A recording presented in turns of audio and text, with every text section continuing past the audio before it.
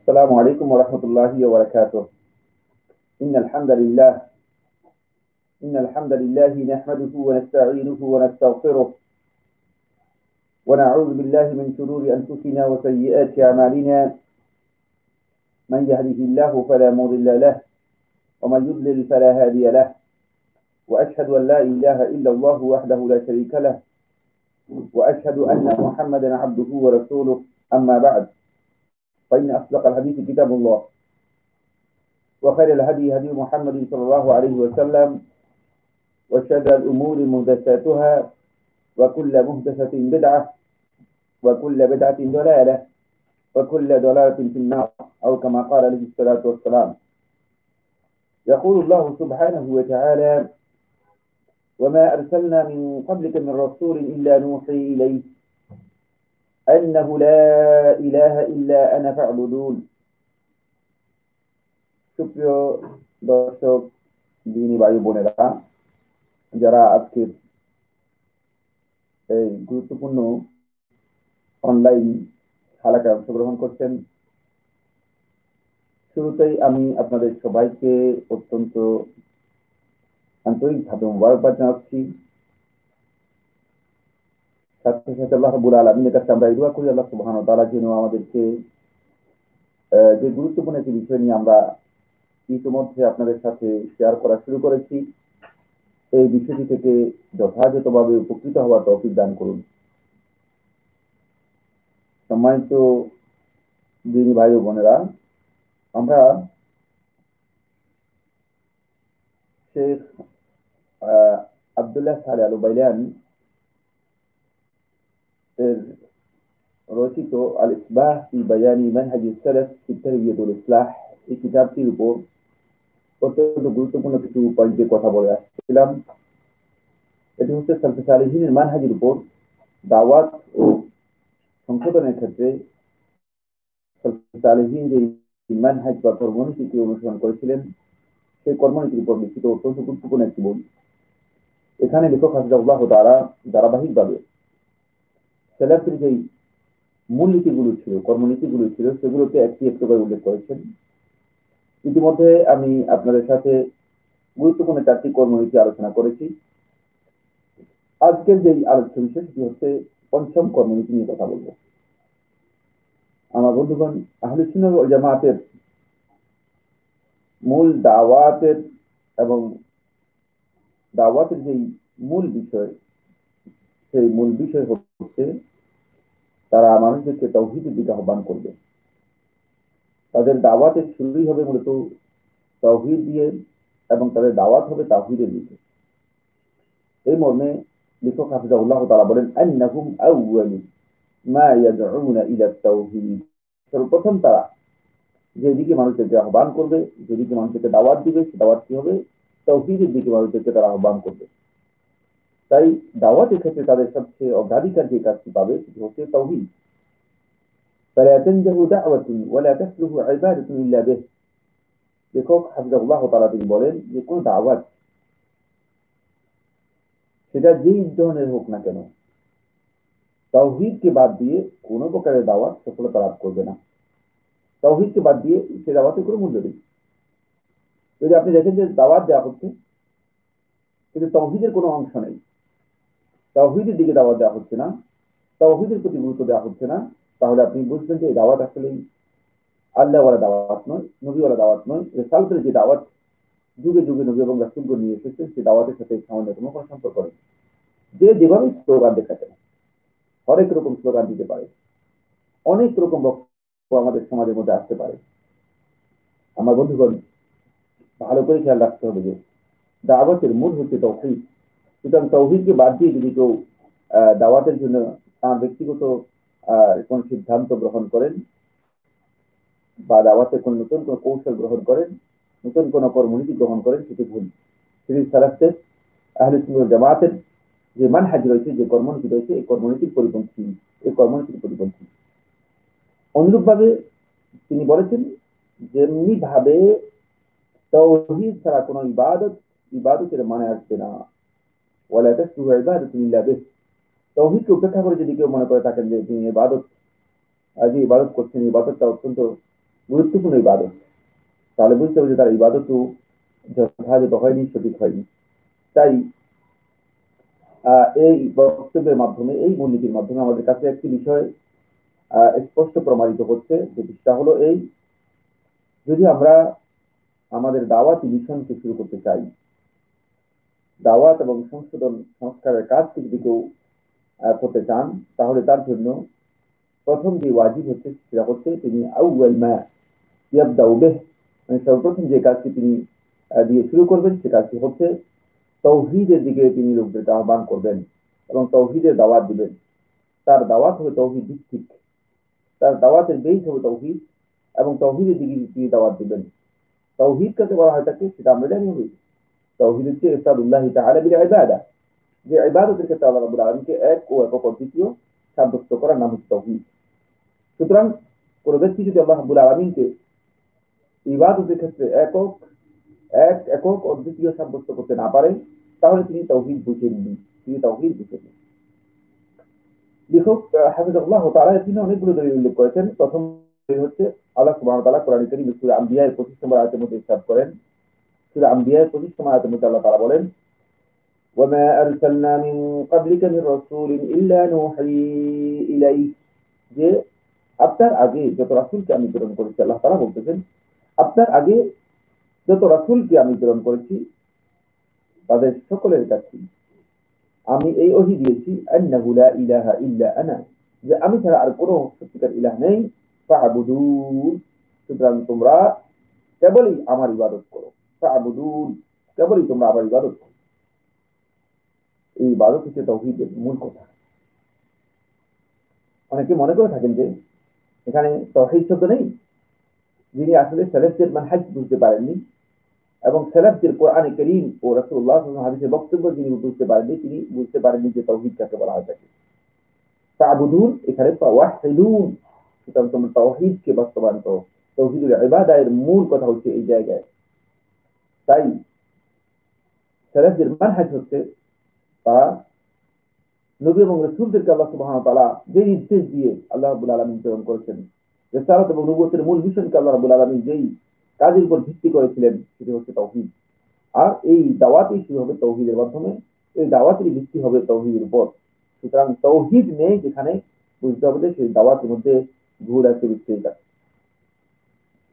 দ্বিতীয় নম্বর দলিল হচ্ছে সূরা আশ-শূরা 13 নম্বর আয়াতের মধ্যে আল্লাহ সুবহানাহু ওয়া তাআলা বলেন, এই আয়াতটি আমাদের অনেকের কাছে পরিচিত, আমরা অনেকেই আয়াতকে দলিল হিসেবে গ্রহণ করার জন্য চেষ্টা করি এবং নিজেদের সপক্ষে নিজেদের বিভিন্ন বক্তব্যের উপর, নিজেদের মন গড়া বিভিন্ন ধারণার উপর আয়াতকে আমরা দলিল হিসেবে পেশ করার জন্য চেষ্টা করে থাকি। আসুন দেখি আল্লাহ সুবহানাহু ওয়া তাআলা এই আয়াতের মধ্যে কি বলেছেন, আমরা আসলে এটাকে কি ব্যাখ্যা করে থাকি সেটা খুব ভালো করে আমাদের বোঝা দরকার।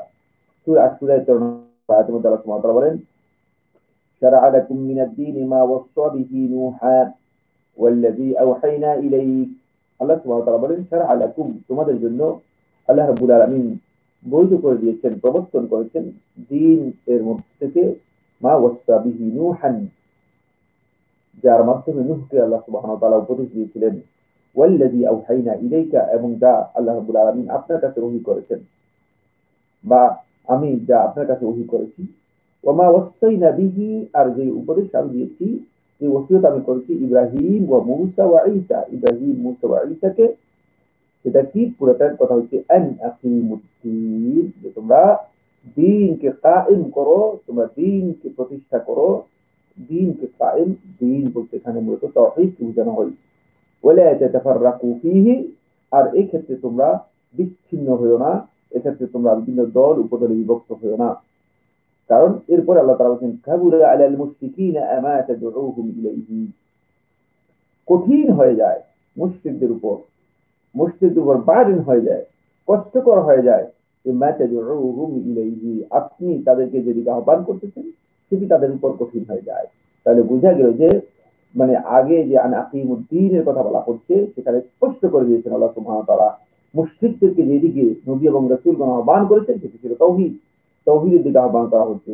যে এই কাজটি, যে নির্দেশটি আল্লাহ সুবহানাহু ওয়া তাআলা যুগে যুগে নবী এবং রাসূলদেরকে দিয়েছেন দ্বীন কায়েমের জন্য, তাওহীদকে প্রতিষ্ঠা করার জন্য, তাওহীদকে মানুষের সামনে তুলে ধরার জন্য, এই কাজটি মুশরিকদের উপর অনেক কঠিন। এরপর আল্লাহ সুবহানাহু ওয়া তাআলা বলেন আল্লাহু ইয়াজতাবি ইলাইহি মান ইয়াশা ওয়া ইয়াহদি ইলাইহি মান ইউরিদ। আল্লাহ রাব্বুল আলামিন যাকে ইচ্ছা করেন তিনি তার দিকে হিদায়াত দান করে থাকেন, যাকে ইচ্ছা করেন তিনি তার জন্য মনোনয়ন করে থাকেন। ওয়া ইয়াহদি ইলাইহি মান ইউরিদ, এবং তার দিকে হিদায়াত দিয়ে থাকেন যাকে মান ইউরিদ, যে আল্লাহ তাআলার কাছে প্রত্যাবর্তন করে থাকে, যে আল্লাহ তাআলার কাছে ফিরে আসে। এই আয়াত থেকে যেটা আমরা বুঝতে পেরেছি সেটা হচ্ছে এটা আল্লাহর পক্ষ থেকে এমন একটি নির্দেশ, যে নির্দেশ আল্লাহ সুবহানাহু ওয়া তাআলা যুগে যুগে নূহ আলাইহিস সালাতু ওয়াস সালাম থেকে শুরু করে উলুল আজম যে সমস্ত নবী এবং রাসূল ছিলেন, আল্লাহ সুবহানাহু ওয়া তাআলা সবাইকে এই নির্দেশ দিয়েছেন যাতে করে তাওহীদকে সত্যিকার অর্থে আমরা মানুষের কাছে তুলে ধরতে পারি এবং তাওহীদের দাওয়াত মানুষের কাছে পৌঁছাতে পারি। এরপরে 3 নম্বর যে দলিল সেটি হচ্ছে সূরাতুল আনআমের 88 নম্বর আয়াতে আল্লাহ সুবহানাহু ওয়া তাআলা বলেন ওয়ালাউ আশরাকু মা হাবিতা আনহুম মা কানু ইয়ামালুন। আল্লাহ সুবহানাহু ওয়া তাআলা বলেন ওয়ালাউ আশরাকু, যদি তারা শিরক করে, লা হাবিতা আনহুম মা কানু ইয়ামালুন, তাহলে তারা যা আমল করেছিল তাদের সমস্ত আমল বরবাদ হয়ে যাবে, নষ্ট হয়ে যাবে। এই আয়াত থেকে বোঝা যাচ্ছে যদি তাওহীদকে কেউ উপেক্ষা করে তাহলে সে শুধু ক্ষতিগ্রস্ত হবে তার নয়, তার সমস্ত আমল বরবাদ হয়ে যাবে। আল্লাহর সন্তুষ্টির জন্য, আল্লাহ রাব্বুল আলামিনের রেজামন্দির জন্য, আল্লাহ রাব্বুল আলামিনের ভালোবাসার জন্য সে যত আমল করেছে সমস্ত আমলই আল্লাহ সুবহানাহু ওয়া তাআলা তার বরবাদ করে দেবেন, নষ্ট হয়ে যাবে। একই বক্তব্য সূরাতুল জুমারের 65 নম্বর আয়াতের মধ্যে আল্লাহ সুবহানাহু ওয়া তাআলা বলেছেন লাইন আশরাকতা লায়াহবাতান্না আমালুক। আর আপনিও যদি, এটা খেতাব করা হচ্ছে আল্লাহর হাবিব সাল্লাল্লাহু আলাইহি ওয়াসাল্লাম, সুবহানাল্লাহ, যদি কোনো খেতাব রাসূলুল্লাহ সাল্লাল্লাহু আলাইহি ওয়াসাল্লাম করা হয় থাকে তাহলে বুঝতে হবে যে এই বিষয়টি এত গুরুত্বপূর্ণ যে উম্মতের প্রত্যেকটি ব্যক্তির জন্য অবধারিত অপরিহার্য একটি বিষয় হচ্ছে যে এই বিষয় জেনে নেওয়া লাইন আশরাকতা লায়াহবাতান্না আমালুক। আর যদি আপনি শিরক করে থাকেন, যদি আপনি কোনো কারণে শিরকে লিপ্ত হন, তাহলে লায়াহবাতান্না আমালুক, আপনার আমল পরিপূর্ণরূপে বরবাদ হয়ে যাবে, নষ্ট হয়ে যাবে। ওয়ালা তাকুনান্না মিনাল খাসিরিন, এবং আপনি ক্ষতিগ্রস্তদের মধ্যে অন্তর্ভুক্ত হয়ে যাবেন, আপনি ক্ষতিগ্রস্ত হয়ে যাবেন। সুবহানাল্লাহ। রাসূল যদি ক্ষতিগ্রস্ত হয়ে যায় তাহলে আমরা যারা উম্মতের মধ্যে রয়েছি তাহলে আমাদের দশা কি হবে? একটা এই বিষয়টি আমাদেরকে পরিপূর্ণরূপে বিবেচনা করার দরকার রয়েছে। এই জন্য আল্লাহ সুবহানাহু ওয়া তাআলা যুগে যুগে এই দাওয়াতের মিশন এর মধ্যে আল্লাহ সুবহানাহু ওয়া তাআলা যেহেতু তাওহীদের মাধ্যমে নবী এবং রাসূলদেরকে প্রেরণ করেছেন, সকল যুগেই নবী এবং রাসূলগণ যে দাওয়াত দিয়েছেন, ওয়াকালা ইয়া কওমি ইবুদুল্লাহ মা লাকুম মিন ইলাহিন গায়রুহু, নবী এবং রাসূলগণ এই দাওয়াত দিয়েছেন, ইয়া কওমি ইবুদুল্লাহ, হে আমার সম্প্রদায়ের লোকেরা, ইবুদুল্লাহ, তোমরা আল্লাহ রাব্বুল আলামিনের ইবাদত করো।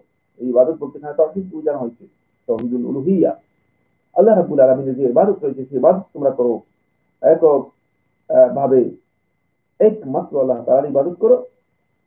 মা লাকুম মিন ইলাহিন গায়রুহু, আল্লাহ রাব্বুল আলামিন ছাড়া তোমাদের কোনো ইলাহ বা মাবুদ নেই, আল্লাহ রাব্বুল আলামিন ছাড়া তোমাদের কোনো মাবুদ বা ইলাহ নেই। সুতরাং একমাত্র সত্যিকার ইলাহ হচ্ছেন আল্লাহ সুবহানাহু ওয়া তাআলা, তারই অধিকার হচ্ছে, তারই ইবাদত করতে হবে, অন্য কারো ইবাদত করা যাবে না। এদের সকলের কথা আল্লাহ সুবহানাহু ওয়া তাআলা বলে দেওয়ার পরে সূরা আনআমের 90 নম্বর আয়াতের মধ্যে আল্লাহ সুবহানাহু ওয়া তাআলা বলেন উলাইকাল্লাযীনা হাদাল্লাহ, আর তারা হচ্ছে ওই সমস্ত লোকেরা উলাইকাল্লাযীনা হাদাল্লাহু, যাদেরকে আল্লাহ তাআলা হিদায়াত দিয়েছেন, ফাবিহুদাহু মুক্তাদি, সুতরাং তাদের হিদায়াতের মাধ্যমে আপনি অনুসরণ করুন। আমাদেরকে ইক্তেদা করতে বলা হচ্ছে, অনুসরণ করতে বলা হচ্ছে। আমরা তাদের হিদায়াতের এই আলোর পথ ধরে আমাদেরকে অনুসরণ করতে হবে। قل لا أسألكم عليه أجرا, আপনি বলে দিন লা আসআলুকুম আলাইহি আজরা, এই কাজের জন্য আমি তোমাদের কাছে কোনো প্রতিদান, তোমাদের কাছে কোনো পারিতোষিক, তোমাদের কাছে কোনো ধরনের পুরস্কার কিছু চাই না। ইন হুয়া ইল্লা যিকরা লিল আলামিন, নিশ্চয়ই এটি কেবল বিশ্ববাসীর জন্য স্মরণ কারী, বিশ্ববাসীর জন্য উপদেশ, এছাড়া কিছু নয়। বন্ধুগণ, এখানে তিনি আরেকটি দলিল উল্লেখ করেছেন যেটি আল্লাহ রাসূল সাল্লাল্লাহু আলাইহি ওয়াসাল্লাম হাদিস থেকে বর্ণনা করেছেন, আব্দুল্লাহ ইবনে আব্বাস রাদিয়াল্লাহু আনহু, সহিহ বুখারী ও মুসলিমে এসেছে। ইমাম বুখারী রাহিমাহুল্লাহ তাআলা তার সহিহে বর্ণনা করেছেন হাদিস নম্বর 1389, ইমাম মুসলিম রাহিমাহুল্লাহ তাআলা তার সহিহে বর্ণনা করেছেন হাদিস নম্বর 19। عن ابن عباس رضي الله تعالى عنهما انه قال আব্দুল্লাহ ইবনে আব্বাস রাদিয়াল্লাহু আনহু তিনি বলেন রাসূলুল্লাহ সাল্লাল্লাহু আলাইহি ওয়াসাল্লাম ইরশাদ করেছেন লাম্মা বা'আসা মুআয ইলা ইয়ামান, আল্লাহ নবী সাল্লাল্লাহু আলাইহি ওয়াসাল্লাম যখন মুআয বিন জাবাল রাদিয়াল্লাহু আনহু ইয়ামানে প্রেরণ করলেন, قال له মুআয রাদিয়াল্লাহু আনহু রাসূলুল্লাহ সাল্লাল্লাহু আলাইহি ওয়াসাল্লাম এই নির্দেশনা দিলেন বা নির্দেশ দিলেন ইন্নাকা তা'তি কওমান আহলা কিতাব, তুমি এমন একটি জাতির কাছে তুমি যাচ্ছ, এমন একটি জাতির কাছে তুমি গমন করছো যারা আহলে কিতাব, তাদের কাছে কিতাব আছে। সুতরাং যাদের কাছে জ্ঞান আছে, পূর্ববর্তী জ্ঞান রয়েছে, তাদেরকে এলোমেলো কথা বলে চলবে না, তাদেরকে আন্দাজের উপর কোনো বক্তব্য দেওয়া যাবে না। এখানে আল্লাহ নবী সাল্লাল্লাহু আলাইহি ওয়াসাল্লাম সতর্ক করে দিচ্ছেন মুআয বিন জাবাল রাদিয়াল্লাহু তাআলা আনহুকে যে তারা কিতাব আগে থেকে তাদের কাছে কিতাবের জ্ঞান রয়েছে। সুতরাং যাদের কাছে কিতাবের জ্ঞান রয়েছে তাদের কাছে কথা বলতে হলে অবশ্যই সেভাবেই বলতে হবে। তাই রাসূলুল্লাহ সাল্লাল্লাহু আলাইহি ওয়াসাল্লাম নির্দেশ দিচ্ছেন ফালইয়াকুন আউওয়ালা মা তাদউ ইলাইহি, সুতরাং তোমার সর্বপ্রথম তাদেরকে যেদিকে আহ্বান তুমি করবে, যেদিকে তাদেরকে দাওয়াত দিবে, সেটা হচ্ছে শাহাদাতু আল্লা ইলাহা ইল্লাল্লাহ, আল্লাহ রাব্বুল আলামিনের ওয়াহদানিয়ত একত্ববাদ এবং আল্লাহ রাব্বুল আলামিনের উলুহিয়তের দিকে সর্বপ্রথম তাদেরকে দাওয়াত দিবে। বুখারী ও মুসলিম হাদিসের মধ্যে রয়েছে। বুখারীর আরেকটি riwayat-এর মধ্যে এই হাদিস এভাবে এসেছে, যদি ৭৩৭২ নম্বর হাদিসের মধ্যে এসেছে, ৭৩৭২ নম্বর হাদিসের মধ্যে এসেছে فليكن أول ما تدعوهم إليه, সর্বপ্রথম فليكن أول ما تدعوهم, সর্বপ্রথম তুমি তাদেরকে যেদিকে আহ্বান করবে إلى أن يوحدوا الله تعالى, তারা যেন আল্লাহ রাব্বুল আলামিনের তাওহীদ সাব্যস্ত করে। একবারে সেই বুখারী ভাই إلى أن يوحدوا الله تعالى, তারা যেন আল্লাহ রাব্বুল আলামিনের তাওহীদের দিকে মানুষকে আহ্বান করে। এই বক্তব্য থেকে স্পষ্ট কথা প্রতীয়মান হচ্ছে, প্রমাণিত হচ্ছে যে তাওহীদ শব্দটি রাসূলুল্লাহ সাল্লাল্লাহু আলাইহি ওয়াসাল্লামের হাদিসের মধ্যে এসেছে। কোরআনে কারীমের মধ্যে তাওহীদ শব্দটি বিভিন্নভাবে আসছে। কোরআনে কারীমের পরতে পরতে আল্লাহ সুবহানাহু ওয়া তাআলা তাওহীদের কথা উল্লেখ করেছেন। কিন্তু নিশ্চয়ই কিছু আলেম অথবা কিছু ভাই কোরআন এবং হাদিসের নামে তারা মানুষদেরকে অপপ্রচার করার জন্য চেষ্টা করে যাচ্ছেন এই কথা বলে যে কোরআন এবং হাদিসের মধ্যে তাওহীদের কথা নেই। তারা এই বক্তব্য দিয়ে যারা মানুষদেরকে তাওহীদের দিকে আহ্বান করে থাকে এবং তাওহীদের কথা বলে থাকেন তাদেরকে একদিক থেকে অবজ্ঞা করছেন, আরেকদিক থেকে মানুষদেরকে তাদের কাছ থেকে সরিয়ে নেওয়ার জন্য চেষ্টা করছেন এবং তাদের দাওয়াতকে, তাদের মিশনকে যাতে করে বিভিন্ন দিক থেকে বাধা দেওয়া যায়, এই মিশনের সামনে প্রতিবন্ধকতা তৈরি করা যায়, এই অপপ্রয়াস বা অপচেষ্টা চালিয়ে যাচ্ছেন। আমি অত্যন্ত বিনীতভাবে অনুরোধ করবো এই বন্ধুদেরকে, না, আপনাদের এই কাজটি যথার্থ নয়, সঠিক নয়, বরং তাওহীদের বক্তব্য আল্লাহ রাসূল সাল্লাল্লাহু আলাইহি ওয়াসাল্লাম হাদিসের মধ্যে রয়েছে।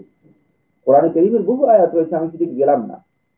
কোরআনে কারীমের মধ্যে যিনি তাওহীদকে খুঁজে পান না, আমি একেবারে স্পষ্ট তথ্যহীনভাবে কথা তাকে বলে দিতে চাই যে আমার ভাই, আপনি যদি কোরআনের মধ্যে তাওহীদকে খুঁজে না পান তাহলে আপনি আসলে কোরআনকেই খুঁজে পাননি। যে কোরআন আল্লাহর কালাম, সে কোরআন আপনি বুঝতে পারেননি, সে কোরআনের জ্ঞানই আপনার মধ্যে আসে। কোরআনের ব্যাপারে আপনি নির্বোধের মতো হয়ে গিয়েছেন।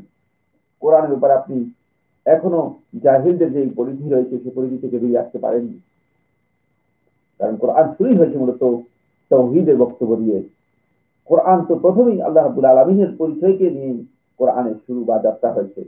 সুতরাং আপনি যদি তাওহীদ খুঁজে না পান, এটা আপনার ব্যর্থতা, কোরআনের ব্যর্থতা নয়।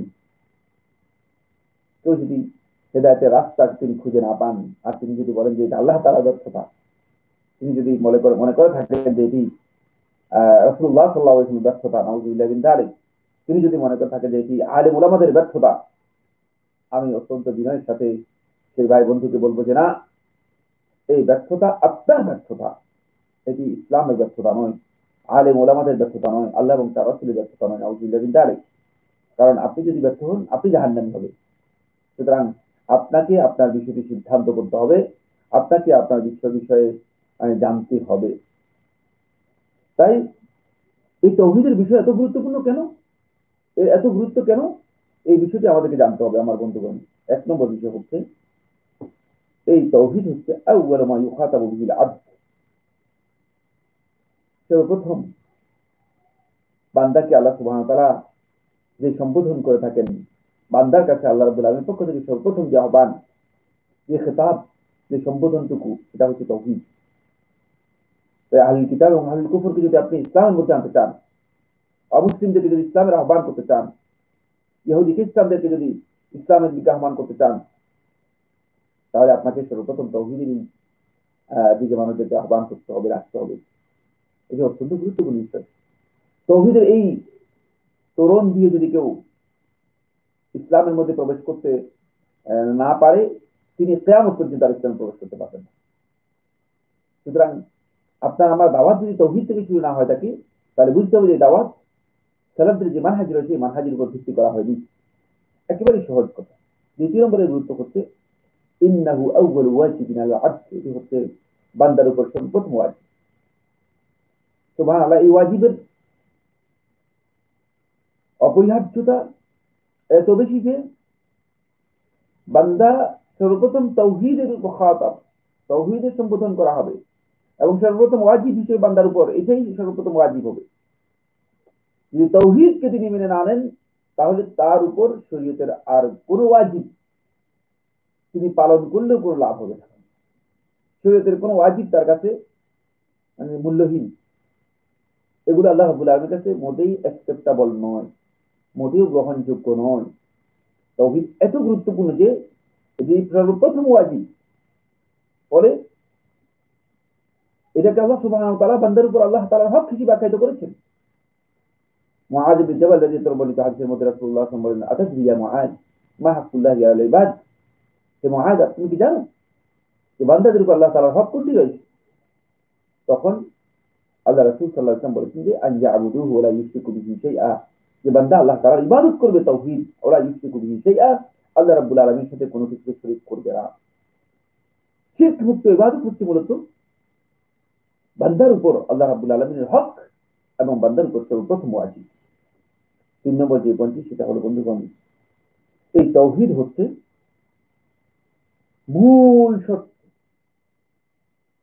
في قبول العبادات والأعمال الصالحة, সকল প্রকার ইবাদত এবং সকল প্রকার নেক আমল আল্লাহ রাব্বুল আলামিনের কাছে বান্দাদের গ্রহণ করার ক্ষেত্রে গ্রহণযোগ্য হওয়া থেকে।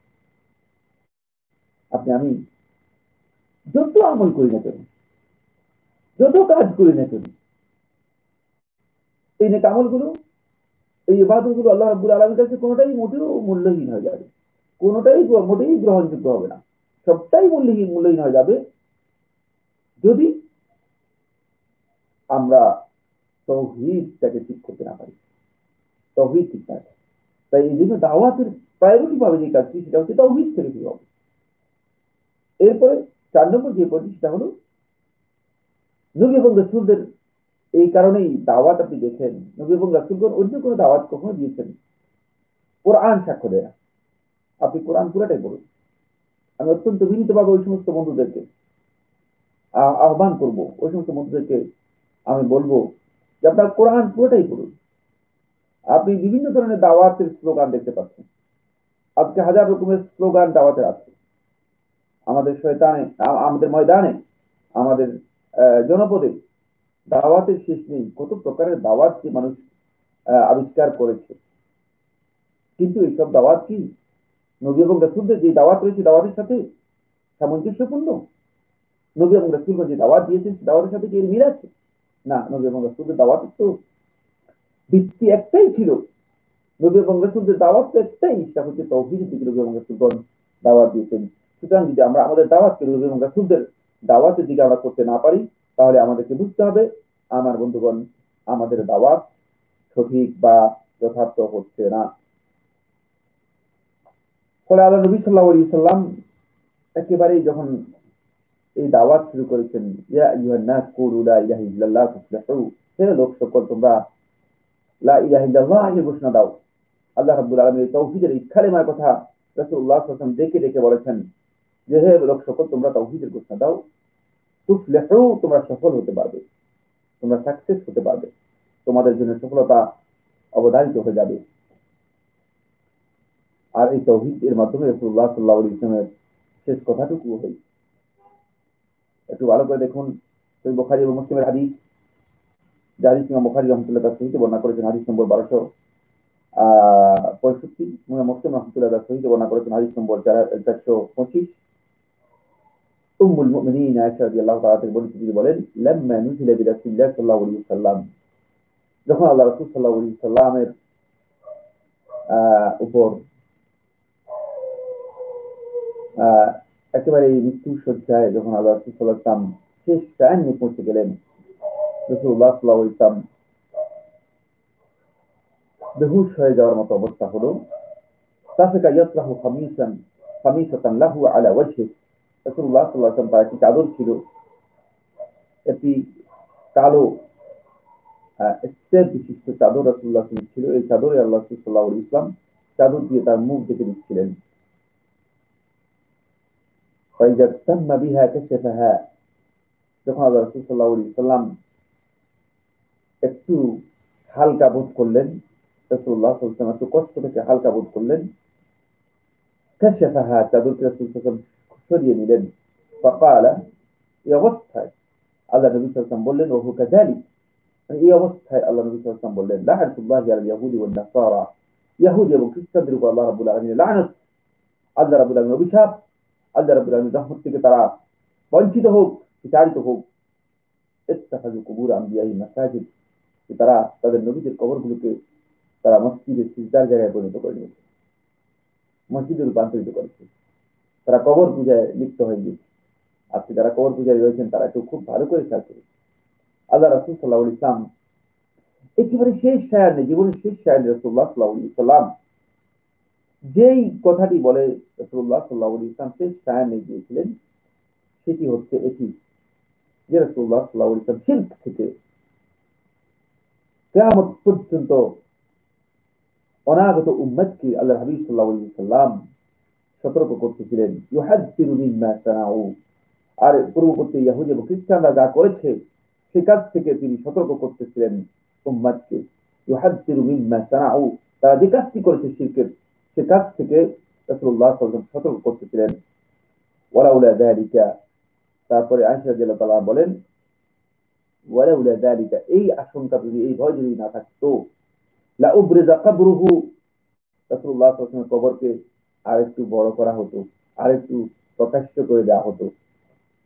কেউ কেউ বলেছেন লা উবরিজা কবরুহু, রাসূল সাল্লাল্লাহু আলাইহি ওয়াসাল্লাম কবরটাকে বাহিরে দেওয়া হতো, রাসূল সাল্লাল্লাহু আলাইহি ওয়াসাল্লাম কবরকে ঘরের মধ্যে দেওয়া হয়েছে।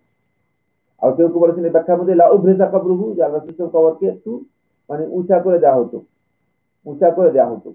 গায়রা আন্নাহু খাশিয়া ইত্তাখাযা মাসজিদা, রাসূলুল্লাহ সাল্লাল্লাহু আলাইহি ওয়াসাল্লাম ভয় করেছিলেন, আশঙ্কা করেছিলেন ইত্তাখাযা মাসজিদা, যে তার কবরকে সিজদার জায়গায় পরিণত করা হবে, তার কবরকে মসজিদে রূপান্তরিত করা হবে, তার কবরে গিয়ে সিজদা করা হবে।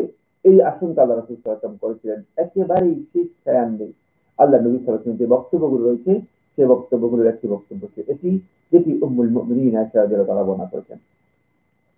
বন্ধুগণ, এখান থেকে আমরা যে কথাটি বুঝতে পেরেছি সেটা হচ্ছে একটাই, সেটা হলো আল্লাহ হাবিব সাল্লাল্লাহু আলাইহি ওয়াসাল্লাম জীবনের শেষ মুহূর্ত পর্যন্ত যেভাবে তাওহীদের দাওয়াত দিয়ে শুরু করেছেন, জীবনের শেষ মুহূর্ত পর্যন্ত আল্লাহ রাসূল সাল্লাল্লাহু আলাইহি ওয়াসাল্লাম তাওহীদের দাওয়াতের মাধ্যমে শেষ করেছেন, তাওহীদের দাওয়াতের মাধ্যমে শেষ করেছেন। তাই আমরা যদি আমাদের এই দাওয়াতকে তাওহীদের মাধ্যমে শেষ করতে না পারি, এবং তাওহীদের ব্যাপারে যদি আমাদের তাওহীদের মাধ্যমে শুরু না হয় এবং তাওহীদের মাধ্যমে শেষ না হয় থাকে, তাহলে বুঝতে হবে আমাদের দাওয়াতের শুরু হচ্ছে তাওহীদ, আমাদের দাওয়াতের শেষ হচ্ছে তাওহীদ, আমাদের দাওয়াতের ভিত্তি হচ্ছে তাওহীদ, এবং আমাদের দাওয়াতের পুরা পদ্ধতি হচ্ছে তাওহীদ ভিত্তিক। যদি এমনটি না হয়ে থাকে, তাহলে বুঝতে হবে যে এই দাওয়াত মূলত আল্লাহ রাসূল সাল্লাল্লাহু আলাইহি ওয়াসাল্লাম যে দাওয়াত দিয়েছেন, সেই দাওয়াতের সাথে দাওয়াতের মিল নেই, এই দাওয়াতের মিল নেই।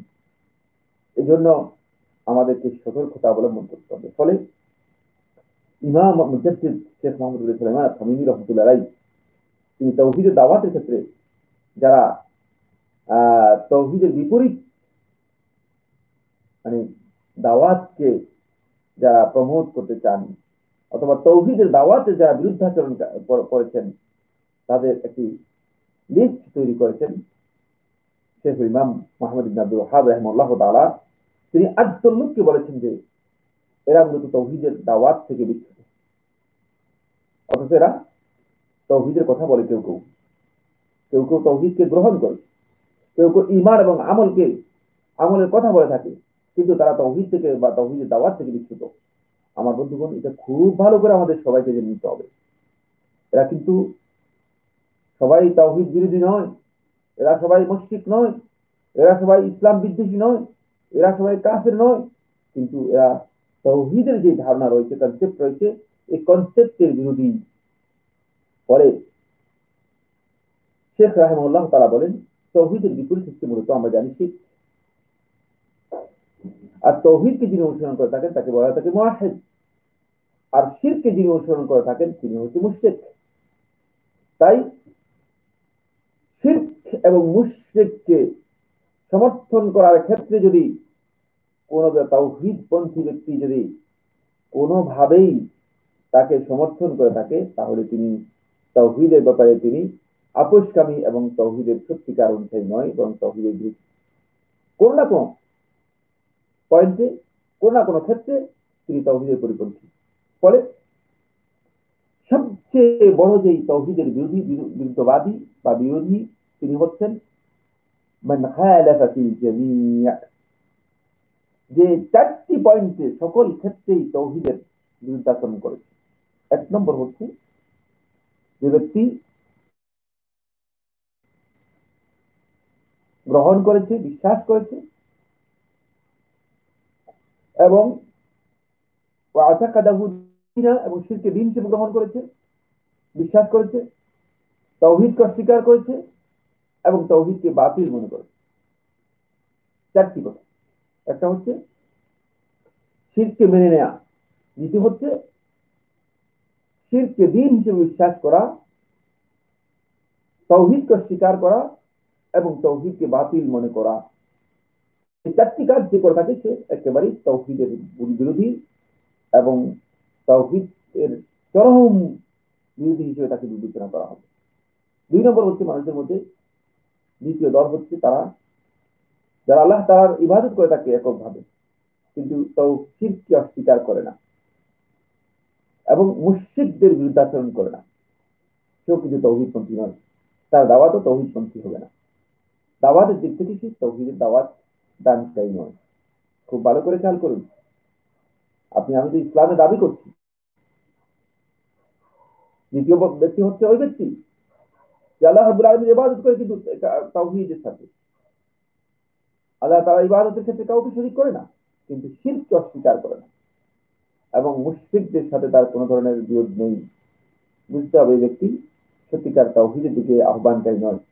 তিন নম্বর হচ্ছে যে ব্যক্তি তাওহীদকে পছন্দ করে না, ভালোবাসে না এবং তাওহীদের প্রতি ভালোবাসা অথবা ঘৃণা কোনোটাই প্রদর্শন করে না, এই ব্যক্তি তাওহীদপন্থী। খুব ভালো করে খেয়াল করুন, শেখ রাহিমাহুল্লাহ তাআলা বক্তব্যটি আল জামিউল ফরিদের 338 পৃষ্ঠায় একেবারে স্পষ্ট পেয়ে যাবেন। আবার বলছি, আল জামিউল ফরিদের 338 পৃষ্ঠায় শেখ মুহাম্মদ ইবনে সুলাইমান আত-তামিমি রাহমাতুল্লাহ আলাইহি বক্তব্যটি পেয়ে যাবেন। যে ব্যক্তি তাওহীদকে ভালোবাসে না এবং তাওহীদের প্রতি ঘৃণাও নেই, ভালোবাসাও নেই, সে ব্যক্তি তাওহীদপন্থী। 4 নম্বর হচ্ছে ওই ব্যক্তি যে ব্যক্তি শিরককে ঘৃণা করে না এবং শিরককে ভালোবাসে না, শিরকের প্রতি ঘৃণাও নেই, ভালোবাসাও নেই, সেই ব্যক্তিও তাওহীদপন্থী নয়। আমাদের সমাজের মধ্যে এই ধরনের ব্যক্তি বহু রয়েছে, মাশাআল্লাহ। আপনি যদি একটু খেয়াল করে দেখবেন যে আমি আমি মসজিদের সাথে আমার কোন ধরনের বিরোধ নেই, মসজিদের প্রতি আমার কোনো ভালোবাসা নেই, মসজিদে আমার কোনো বিরোধ নেই, তিনি নিজেকে মনে করে থাকেন আমি ঝামেলা মুক্ত লোক। নাউযুবিল্লাহ মিন যালিক। না, আপনি ঝামেলা মুক্ত নন, আপনি তাওহীদপন্থী হতে পারেননি, আপনি এখনো তাওহীদবাদী হতে পারেননি, আপনার দাওয়াতের মধ্যে তাওহীদ নেই। খুব ভালো করে খেয়াল রাখতে হবে। 5 নম্বর হচ্ছে মান লাম ইয়ারিফি শিরক, যে শিরক কি জিনিস সেটাই জানেনি, ওয়ালাম ইউনকিরহু, এবং শিরককে অস্বীকার করেনি, ওয়ালাম ইয়ানফিহি, শিরককে নিষেধ করেনি, শিরককে অস্বীকার এবং নিষেধ কোনটাই করেনি, সেই ব্যক্তিও মূলত তাওহীদপন্থী হতে পারবে না। তাহলে তাওহীদপন্থী হতে হলে আপনাকে জানতে হবে কোন কাজগুলো শিরক এবং সেগুলোকে শিরক জেনেই সেগুলোকে অস্বীকার করতে হবে। যদি আপনি অস্বীকার না করে থাকেন তাহলে আপনি কিন্তু তাওহীদবাদী হতে পারবেন না। 6 নম্বর হচ্ছে মান লাম ইয়ারিফি তাওহীদ ওয়ালাম ইনকিরহু, যে তাওহীদ সম্পর্কে জানতে পারেনি এবং তাওহীদ সম্পর্কে জানেও না, তাওহীদের প্রতি তার কোনো ইনকার নেই, অস্বীকৃতিও নেই, এই ব্যক্তিও তাওহীদপন্থী হতে পারবে না।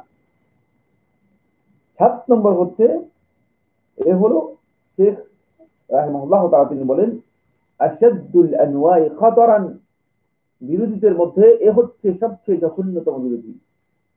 মান আমিলা বিত-তাওহীদি, যে তাওহীদ অনুযায়ী আমল করে, ওয়ালাম ইয়ারিফ কদরাহু, তাওহীদের সত্যিকার মর্যাদা গুরুত্ব বুঝে না, ওয়ালাম ইউবগিদ মান তারাকাহু, যে তাওহীদকে লঙ্ঘন করে থাকে তার প্রতি ঘৃণা প্রদর্শন করে না, ওয়ালাম ইউকাফিরহুম, এবং তাদেরকে কাফের মনে করে না।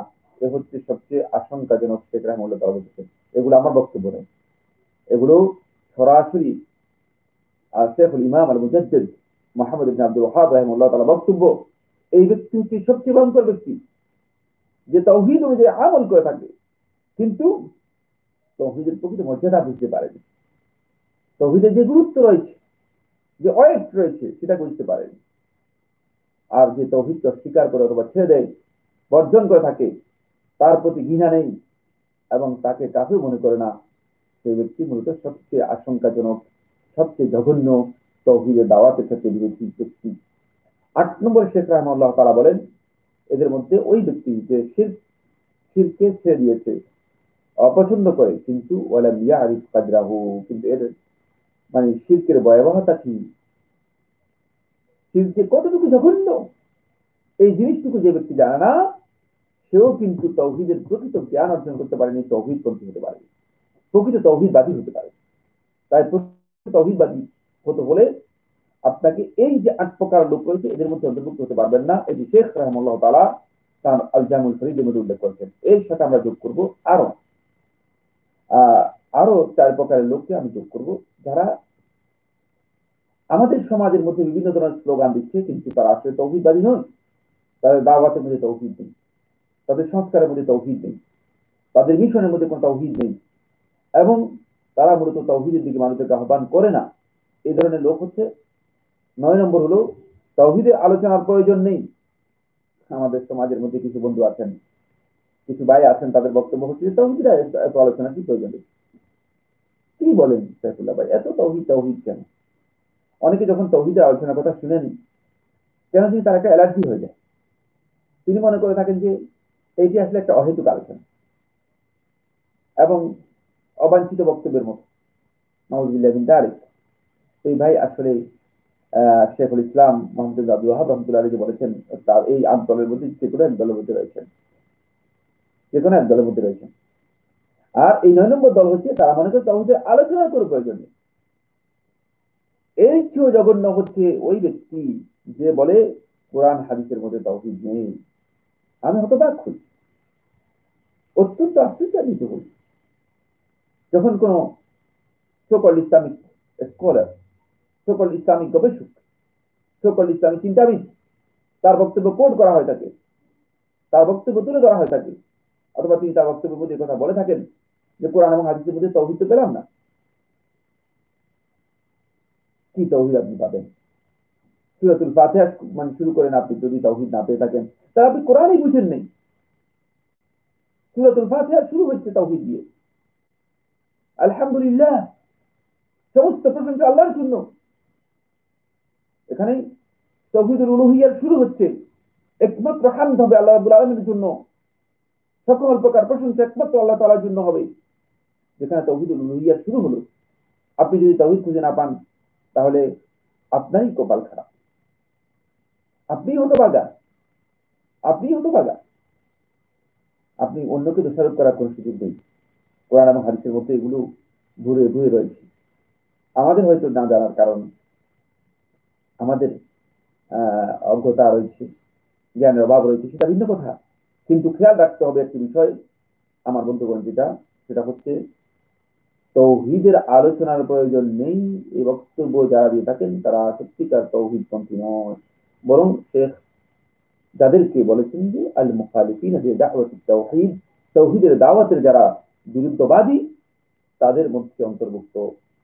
10 নম্বর, তাওহীদের দাওয়াতের বিরুদ্ধবাদীদের মধ্যে অন্তর্ভুক্ত হবে ওই সমস্ত ব্যক্তিরা যারা তাওহীদ ও আকীদার আলোচনা উম্মার মধ্যে অনৈক্য তৈরি করবে, উম্মার শত বছরের ঐক্যের মাঝে পাটল সৃষ্টি করবে, এই বক্তব্য দিয়ে থাকেন। খুব ভালো করে খেয়াল করুন, খবরদার। কিছু মানুষ, কিছু ভাই আছেন, তারা বলতেছেন তাওহীদ এবং আকীদার আলোচনা উম্মার মধ্যে পাটল সৃষ্টি করবে, উম্মার মধ্যে অনৈক্য তৈরি করবে। নাউযুবিল্লাহি মিন যালিক। এই বক্তব্য যদি কেউ দিয়ে থাকেন, তিনি তাওহীদের দাওয়াতের মূলত চরম বিরোধী। তিনি বুঝেন নাই যে তিনি কি বলেছেন।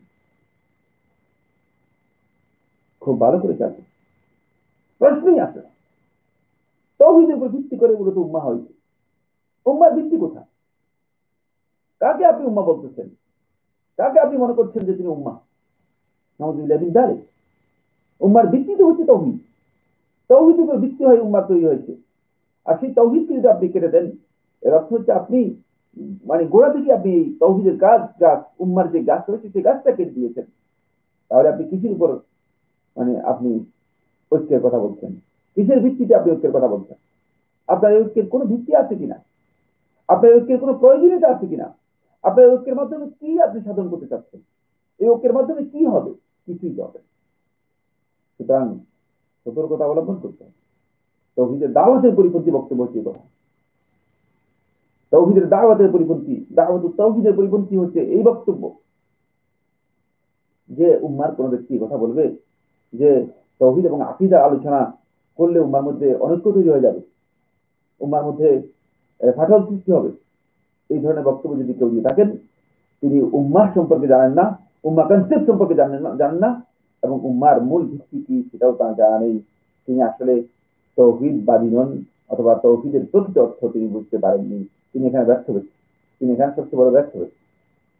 11 নম্বর যে ব্যক্তি দাওয়াতুত তাওহীদের বিরোধী, তিনি 11 নম্বর হচ্ছে তাওহীদের আলোচনা নিয়ে উপহাস, বিদ্রূপ ও তামাশাকারী এমন ব্যক্তি যে তাওহীদের আলোচনা নিয়ে উপহাস, বিদ্রূপ করেন। সুবহানাল্লাহ। কিছু কিছু বন্ধুকে আমি কারো নাম বলতে চাই না, কারণ নাম বলে কাউকে ছোট করতে চাই। হতে পারে যে তিনি তার জাহালাতের কারণে, নাদানির কারণে, তিনি তার মানে ইসলামের জ্ঞান সম্পর্কে যথার্থ জ্ঞান না জানার কারণে, অথবা হতে পারে যে সালাফের মানহাজ সম্পর্কে তার অজ্ঞতার কারণে তিনি মানে এই অবস্থানে চলে গিয়েছেন, স্ট্যান্ডে চলে গিয়েছে। এই জন্য আমরা তাদের নাম উল্লেখ করতে চাই না। কিন্তু এই ধরনের ব্যক্তিদের নাম আমি উল্লেখ করার মতো আমার কাছে মানে যথেষ্ট এভিডেন্স রয়েছে, যারা এই ধরনের বক্তব্য দিয়ে থাকেন, তাওহীদের আলোচনা নিয়ে উপহাস, ঠাট্টা, বিদ্রূপ করেন। যারা তাওহীদের কথা বলে থাকেন তাদেরকে ঠাট্টা, বিদ্রূপ করে থাকেন, উপহাস করে থাকেন। এই ধরনের কাজ মূলত আমার বন্ধুগণ, এটি একেবারেই দাওয়াতুত তাওহীদের চরম বিরোধিতার অন্তর্ভুক্ত। এটাকে খুব ক্ষুদ্র করে দেখার সুযোগ নেই। আপনি হয়তো মনে করেছেন যে আপনি অনেক বড় ইসলামিক স্কলার, হতে পারে আপনার দাবিতে আপনি ইসলামিক স্কলার হতেই পারেন। ইসলামের নয়, সারা পৃথিবীর সমস্ত জ্ঞান যদি কেউ অর্জন করে থাকে, কিন্তু যদি তিনি তাওহীদের এই মূল নীতি সম্পর্কে জ্ঞান না রাখেন, আমি অত্যন্ত বিনীত ভাবে আপনাকে অনুরোধ করব, অত্যন্ত বিনয়ের সাথে আপনাদেরকে বলবো যে তিনি আসলেই তাওহীদের মূল ধারার সাথে সম্পৃক্ত হতে পারেননি। দুর্ভাগ্য, দুর্ভাগ্য, তাই দুর্ভাগ্য, আমাদের কারো দুর্ভাগ্য নয়। তিনি তাওহীদের যে মূল ধারা রয়েছে সে ধারার সাথে আসতে পারেনি। এই জন্য আমি অনুরোধ করবো আপনাদের, আমার সুপ্রিয় দর্শক দিনী ভাই ও বোনদেরকে বলবো, আল জামুল ফরিদের 338 পৃষ্ঠায় শেখ মোহাম্মদ বিন আব্দুল ওয়াহাব রহমতুল্লাহ যে বিস্তারিত আলোচনা করেছেন এই বিষয়টি, এটা জেনে নেওয়ার জন্য চেষ্টা করুন। যদি দাওয়াতের মূল ভিত্তি, যদি দাওয়াতের ইনতিলাকা, এই পয়েন্ট অফ গোয়িং যদি ঠিক না হয়ে থাকে, তাহলে আপনি এই যে দাওয়াত দিচ্ছেন, এই যে স্লোগান, এত এত স্লোগান আবিষ্কার করতেছেন, এই সমস্ত স্লোগানের কোন ধরনের মূল্য নেই। এই স্লোগান শুধুমাত্র মানে আপনার খাহেশ পূরণের স্লোগান, আপনার প্রবৃত্তির অনুসরণের স্লোগান। এই স্লোগান নবুয়তি ও রিসালাতি মিশনের সাথে সামান্যতম কোনো সম্পর্ক নেই। কারণ নবুয়তি রিসালাতি মিশনের এই দাওয়াতের সাথে সামঞ্জস্যতা নেই, এর সাদৃশ্য নেই, এর মিল নেই। এখানে অনেক গরমিল আছে, এখানে অনেক গরমিল আছে। সে গরমিল হয়তো আপনি বের করতে পারেননি, কিন্তু সে গরমিল যারা সত্যিকার হক, সত্যিকার যারা ইলমের অধিকারী, তারা সে গরমিল খুঁজে পাবে এবং গরমিল বের করতে সক্ষম হবে। 12 নম্বর হচ্ছে মুশরিক ও শিরকের বিরুদ্ধে আলোচনা করার প্রয়োজন নেই এমন দাবিদার ব্যক্তি, এও মূলত দাওয়াতুত তাওহীদের বিরুদ্ধে। এখন সুবহানাল্লাহ, আপনি খুব আশ্চর্য হবেন, এমন লোক আছে যিনি মধ্যে কাফের থেকে কাফের বলা যাবে না, মুশরিকদেরকে মুশরিক বলতে পারবেন, মুশরিকদের বিরুদ্ধে, শিরকের বিরুদ্ধে, মূর্তি পূজার বিরুদ্ধে, কবর পূজার বিরুদ্ধে কথা বলতে পারবেন না। তাহলে আপনি কিভাবে তাওহীদের দাওয়াত দেবেন? যে তাওহীদের দাওয়াত দেওয়ার জন্য আপনি ইসলামের মধ্যে প্রবেশ করেছেন, মুসলিম হয়েছেন, যেটাকে আপনি ইসলাম হিসেবে, যে দিন হিসেবে গ্রহণ করেছেন, আর সেটাই যদি আপনি করতে না পারেন, সেটাই যদি আপনার কাছে বলা হয় যাকে যে না, এটা কোনো প্রয়োজন নেই, এই আলোচনা কোনো দরকারই নেই, তাহলে এর অর্থ একটাই, সেটা হচ্ছে আসলেই আপনি দাওয়াতুত তাওহীদের মূলত যেই মানে পদ্ধতি রয়েছে, সেই পদ্ধতির সাথে আপনি একাত্মতা ঘোষণা করতে পারেননি। আপনার দাওয়াতটা দাওয়াতুত তাওহীদ হচ্ছে না, তাওহীদের দাওয়াত হচ্ছে না। আপনার দাওয়াতটা হচ্ছে মূলত হয়তো প্রবৃত্তির দাওয়াত, অথবা কোনো স্লোগান, অথবা কোনো নিজস্ব কোনো চিন্তাধারা দেওয়া হতেই পারে। আমি কথা অস্বীকার করছি না যে আমাদের মধ্যে অনেক ভাই আছেন তাদের দাওয়াতের মধ্যে বিভিন্ন ধরনের গাইডেড বক্তব্য রয়েছে। পরে আপনি দেখতে পাবেন প্রবৃত্তির অনুসারী যারা আছে তারাও এক প্রকারের দাওয়াত দিয়ে থাকে, তাদের মন মতো দাওয়াত, যার মন যেতে চায়। তাদের এই দাওয়াতের ভিত্তি কি? ভিত্তি একটাই, সেটা হচ্ছে আমার প্রবৃত্তিকে আমাকে এটা বুঝিয়েছে, আমি আমার কমন সেন্স দিয়ে এটা বুঝতে পেরেছি, সেটাই একটা দাওয়াত। কিন্তু ইসলামের দাওয়াত কি এই প্রবৃত্তির অনুসরণের উপর নির্ভরশীল? কাল্লা ওয়াহাসা, কখনো না। ইসলামের দাওয়াত কখনো প্রবৃত্তির অনুসরণের উপর নির্ভরশীল নয়, বরং ইসলামের দাওয়াত আমার বন্ধুগণ এটি নির্ভর করে আছে একটি বিষয়ের উপর, সেটি নবী এবং রাসূলগণ যুগে যুগে নিয়ে এসেছেন, সেটা হচ্ছে তাওহীদের দাওয়াতের উপর। তাওহীদের দাওয়াতের উপর। ফলে কোন ব্যক্তি যদি ইবাদতের ক্ষেত্রে এবং উবুদিয়তের ক্ষেত্রে, গোলামের ক্ষেত্রে পরিপূর্ণরূপে আল্লাহ এবং তার রাসূলের কাছে আত্মসমর্পণ এবং আল্লাহ এবং তার রাসূলের অনুসরণ করতে না পারেন, তাহলে তিনি সত্যিকার অর্থে মানে তার এই দাওয়াত, তিনি তাওহীদের দাওয়াত দিতে পারবেন না। তিনি কোনো না কোনো ক্ষেত্রে হয়তো বা বৃত্তির অনুসারী হয়ে যাবেন, অথবা কোনো গ্রুপের অনুসারী হয়ে যাবেন, অথবা কোনো দলের অনুসারী হয়ে যাবেন, অথবা কোনো খানকার অনুসারী হয়ে যাবেন। তখন তার দাওয়াত এর ইনতিলাক খুব ভালো করে আপনি খেয়াল করবেন, তার দাওয়াতের যে শুরু রয়েছে সেই শুরুটুকু তখন সত্যিকার অর্থে যেখান থেকে হওয়ার কথা ছিল সেখান থেকে হবে না, সেখান থেকে হবে না। ফলে এই দাওয়াতকে আল্লাহ সুবহানাহু ওয়া তাআলা কোরআনে কারীমের সূরা আন-নাহলের ৩৬ নম্বর আয়াতের মধ্যে আল্লাহ রাব্বুল আলামিন এক্সপ্লেইন করেছেন, ব্যাখ্যা করেছেন। খুব ভালো করে খেয়াল করুন আল্লাহ সুবহানাহু ওয়া তাআলা কিভাবে এটাকে এক্সপ্লেইন করেছেন। ওয়ালাকাদ বাআসনা ফি কুল্লি উম্মাতির রাসূলা, যে প্রত্যেক উম্মতের কাছে আমি রাসূল প্রেরণ করেছি। এমন কোন উম্মাহ, এমন কোন জাতি, এমন কোন গোষ্ঠী, এমন কোন মানব সভ্যতা অথবা মানব মানব গোষ্ঠী যায়নি যাদের কাছে আল্লাহ সুবহানাহু ওয়া তাআলা তার পক্ষ থেকে নবী অথবা রাসূল প্রেরণ করেন। সবার কাছে রাসূল প্রেরণ করেছেন। এরপরে এই রাসূলদেরকে আল্লাহ সুবহানাহু ওয়া তাআলা কি নির্দেশ দিয়েছেন, তাদের দাওয়াত মিশন কি ছিল, সেটাকে আল্লাহ সুবহানাহু ওয়া তাআলা সূরা আন-নাহলের ৩৬ নম্বর আয়াতের মধ্যে স্পষ্ট করে দিচ্ছেন। আর তাদেরকে নির্দেশ দিয়েছি আনি আবুদুল্লাহ, তোমরা আল্লাহ তাআলার ইবাদত করো। এটা হচ্ছে তাওহীদ। আনি আবুদুল্লাহ আন ওয়াহিদুল্লাহ, তোমরা আল্লাহ রাব্বুল আলামিনের তাওহীদকে যথাযথভাবে বাস্তবায়ন করো। ইবাদতের ক্ষেত্রে শিরক মুক্ত নির্ভেজাল আল্লাহ রাব্বুল আলামিনের তাওহীদ ইবাদত করো, তাওহীদ ভিত্তিক ইবাদত করো। ওয়াজতানিবুত তাগুত, এবং তোমরা তাগুতকে পরিহার করো, তাগুতকে তোমরা সম্পূর্ণরূপে বর্জন করো, তাগুতকে তোমরা বর্জন করো। এখানে একেবারে স্পষ্ট, সেটা হচ্ছে আমার বন্ধুগণ দাওয়াতটা কিভাবে হবে, দাওয়াতের ধারাও বলে দেওয়া হয়েছে। একটা হচ্ছে তাওহীদের মাধ্যমে, আরেকটি হচ্ছে আল বারাআতু মিনাশ শিরকি ওয়া আহলিহি, শিরক এবং শিরকের যারা অনুচর, অনুসারী এবং শিরকের যারা প্রবক্তা রয়েছে তাদের সাথে পরিপূর্ণ সম্পর্ক মানে বিচ্ছেদ করার মাধ্যমে তাদের থেকে সম্পূর্ণরূপে আপনাকে আলাদা হতে হবে। আপনি যদি মনে করেন যে তাদের সাথেও সূক্ষ্মতা থাকবে, আবার আল্লাহকেও সন্তুষ্ট করার জন্য চেষ্টা করবেন, এর অর্থ যদি শয়তানকেও সন্তুষ্ট করতে চান, আল্লাহকেও সন্তুষ্ট করতে চান, শয়তানের প্রজেক্ট বাস্তবায়ন করতে চান, আল্লাহ তাআলার প্রজেক্ট বাস্তবায়ন করতে চান, যদি একসাথে কোনোদিন সম্ভব না, যদি একসাথে কোনোদিন সম্ভব না। ফলে এখানে আমি আপনাদের কাছে অত্যন্ত গুরুত্বপূর্ণ কয়েকটি কথা বলবো, সেটা হচ্ছে এই যে ব্যক্তি এই মানহাজের বিরুদ্ধে করবেন, তাওহীদকে বাদ দিয়ে তাওহীদ ব্যতীত তিনি তার দাওয়াত এবং দাওয়াতের স্লোগান অন্য কোন স্লোগান নিয়ে দাওয়াত শুরু করবেন, মানে তাওহীদের যে স্লোগান রয়েছে স্লোগান দিয়ে তিনি যখন দাওয়াত শুরু করবেন, তার এই দাওয়াত আল্লাহ এবং তার রাসূলের যে দাওয়াত রয়েছে দাওয়াতের পরিপন্থী হবে, বিরোধী হবে। মুখালাফাতুল লিদাওয়াতি রাসূল, এটি রাসূলদের যে দাওয়াত রয়েছে সেই দাওয়াতের পরিপন্থী হবে, বিরোধী হবে। সুতরাং কেউ যদি, আমার বন্ধুগণ খুব ভালো করে খেয়াল করুন, একটি একটি করে আমি পয়েন্ট আপনাদের সমস্ত বলে যাবো, সময়ের কারণে লম্বা আলোচনা করতে পারবো না। কেউ যদি তাদের দাওয়াতকে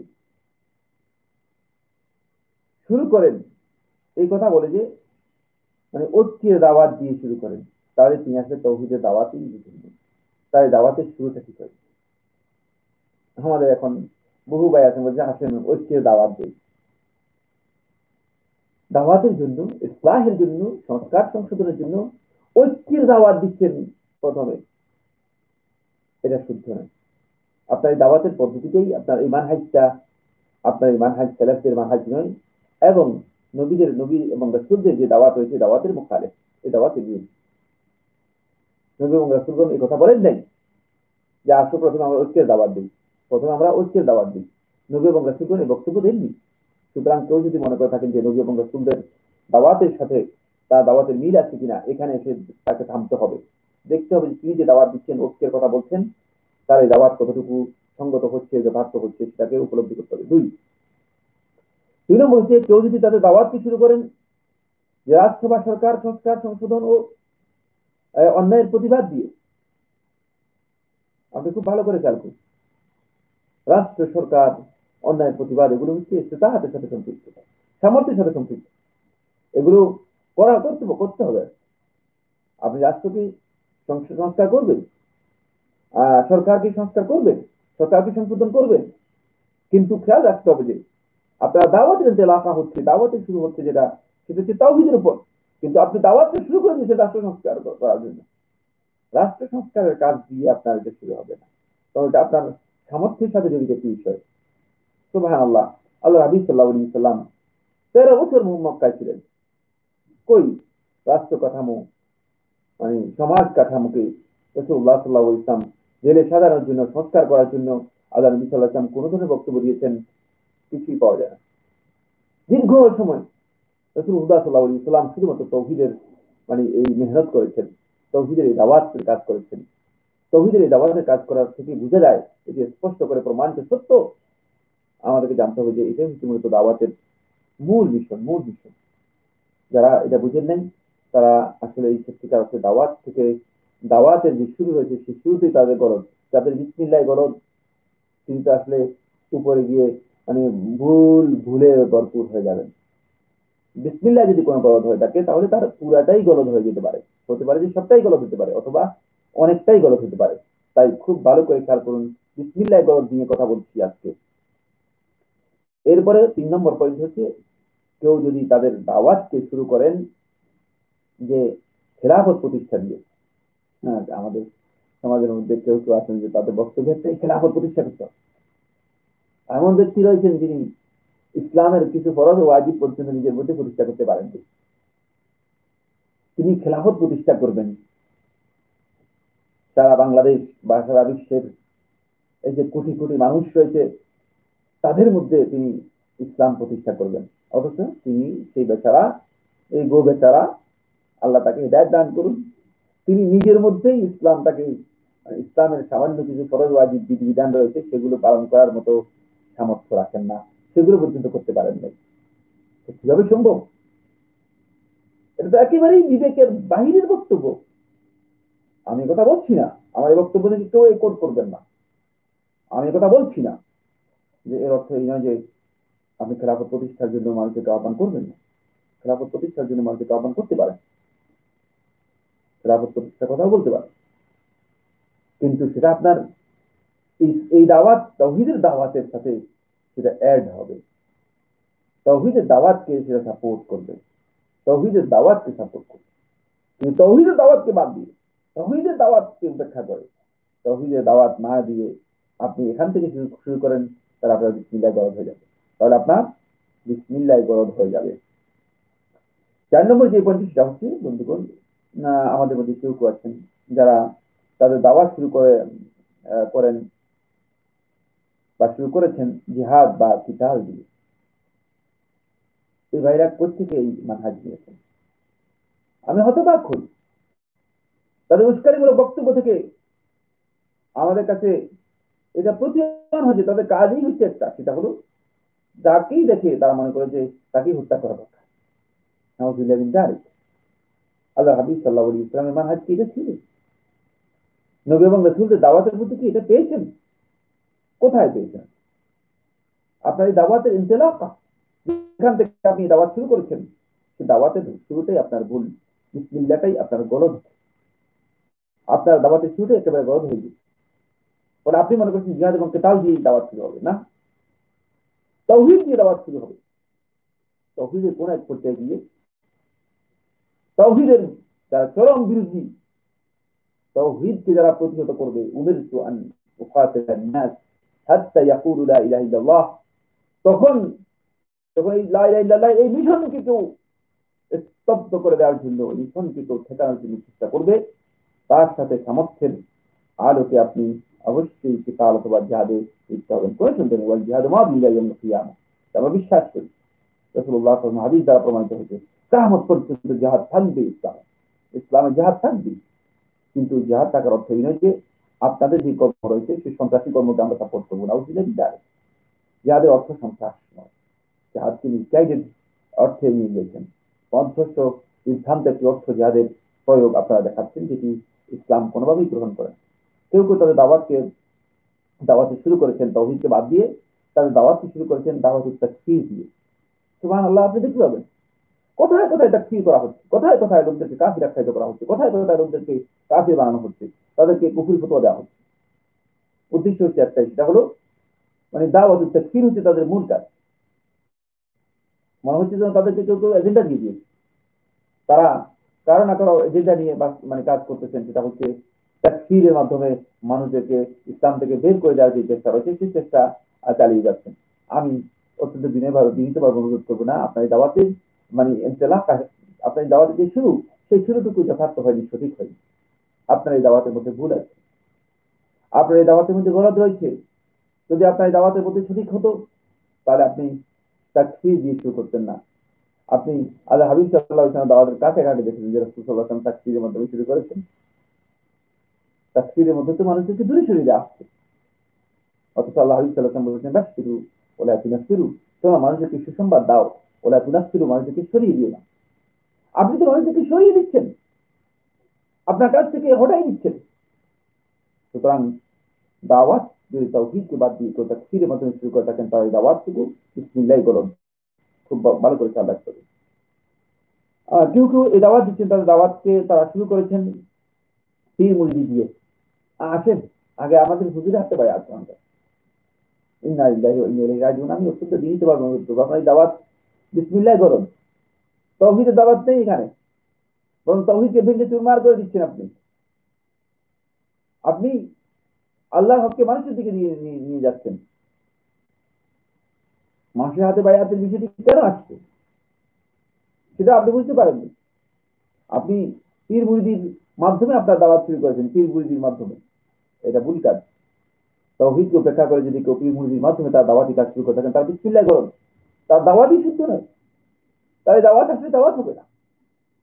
এটাকে তিনি হয়তো মনে করেছেন যে এটি দাওয়াত হবে। দাওয়াতের সেলেফদের যে মানহাজ রয়েছে, সালফে সালিহিনের যে মানহাজ রয়েছে, সেই মানহাজের সাথে এটি সামঞ্জস্যপূর্ণ নয়। এখানে সালফে সালিহিনের মানহাজ এর সাথে সামান্যতম কোনো সাদৃশ্য নেই। আমি মানে এ কথা বলছি না আপনাদেরকে যে পীর মুরিদি আপনারা মানে একেবারে পরিপূর্ণরূপে বাতিল করবেন, কিন্তু খেয়াল রাখতে হবে যে বিষয়টা হলো এই, আপনার দাওয়াত হচ্ছে আপনি মানে আসেন আমরা আমাদের এই হুজুরের মুরিদ হই। সুবহানাল্লাহ। তাহলে আপনার দাওয়াতটা কি হলো? তাওহীদ কোথায়? তাওহীদের কোনো বক্তব্যই নেই। আমরা দেখতে পাই আমাদের এখানকার গুলোতে, আমাদের দরবারগুলোতে, দরগাহগুলোতে, এসবগুলোতে আমরা তাই দেখতে পাচ্ছি। সেটা হচ্ছে এই, তাওহীদের কোনো বক্তব্যই নেই, তাওহীদের কোনো আলোচনাই নেই। তারা তাদের খাহিস মতো, তাদের মন মতো, তাদের নিজেদের বিবেচনা অনুযায়ী, প্রবৃত্তির অনুযায়ী মানে তারা লোকদেরকে নিজেদের সংস্কার ও মানে সংশোধনের আত্মশুদ্ধির সবক এবং দাস দিচ্ছেন। এই সবক এবং দাসের মধ্যে আল্লাহ নবী সাল্লাল্লাহু আলাইহি ওয়াসাল্লামের কোনো সবক নেই, থাকলেও সেটা মানে আনুষাঙ্গিক, খুবই সামান্য, খুবই ক্ষুদ্র। এখানে তাদের মন মতো সবক দিয়ে তারা লোকদেরকে নিজেদের মুরিদ বানানোর জন্য চেষ্টা করছেন।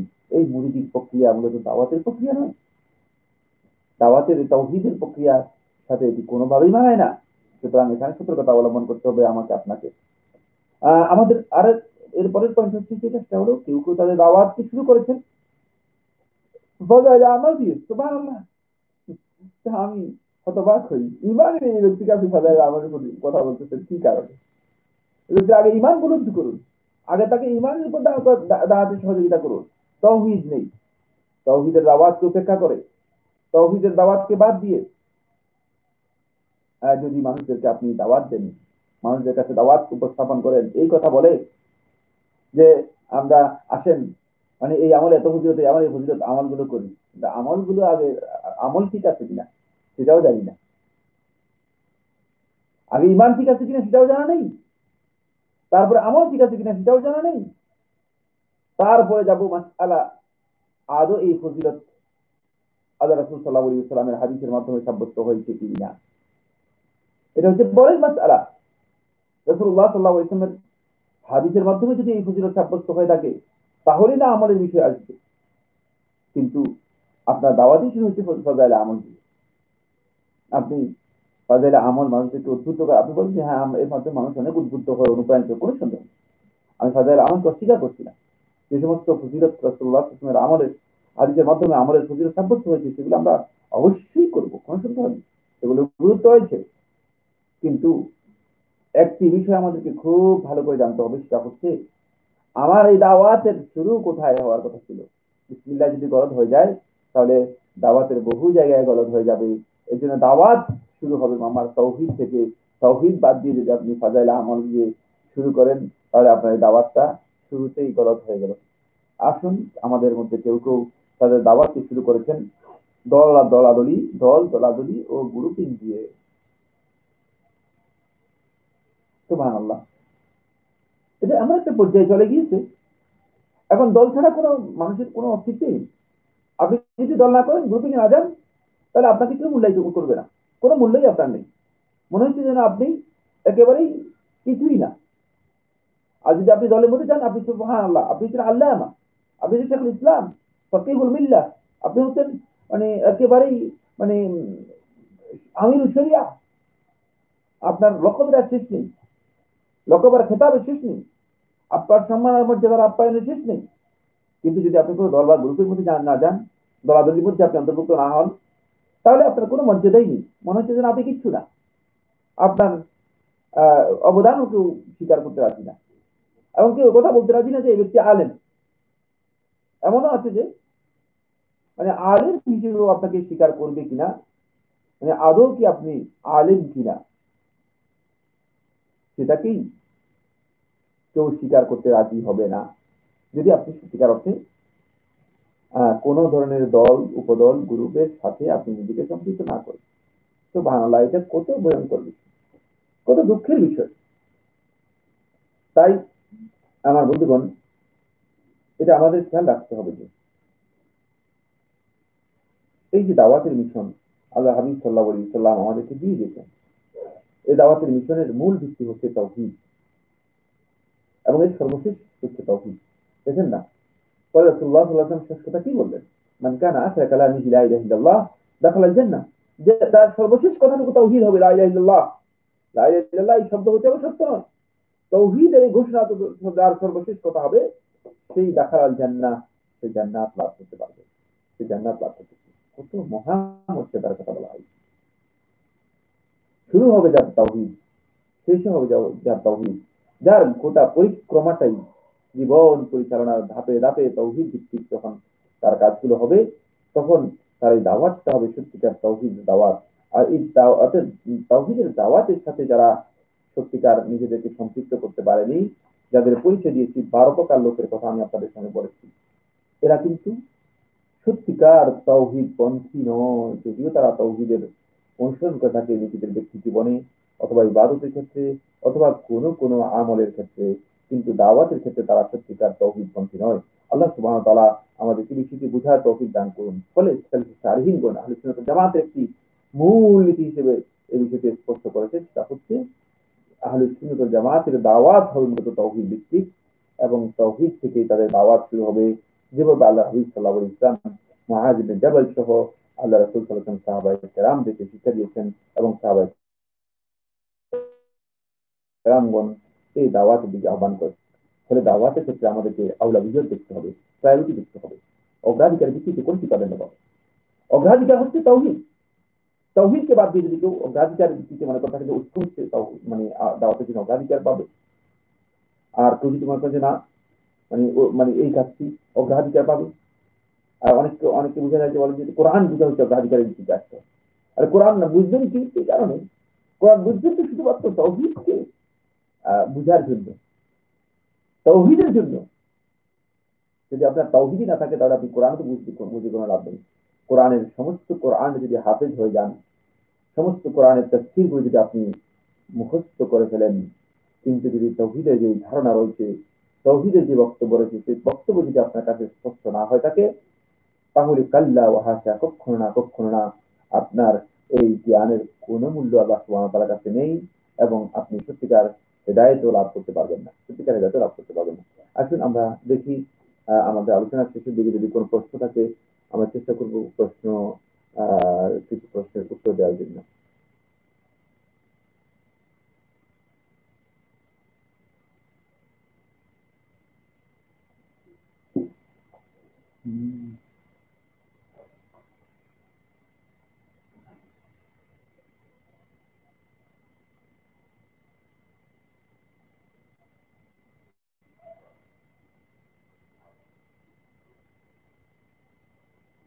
তোমার যদি ভাই বোনেরা আপনাদের যদি কোনো প্রশ্ন থাকে আপনারা প্রশ্ন পাঠাতে পারেন। আমরা আপনাদের জন্য আরো কয়েক মিনিট সময় দিতে পারবো, এবং আপনাদের প্রশ্নগুলো থাকলে প্রশ্নগুলো উত্তর দিতে পারবো ইনশাআল্লাহ তাআলা। আপনাদের কারো প্রশ্ন আছে কিনা?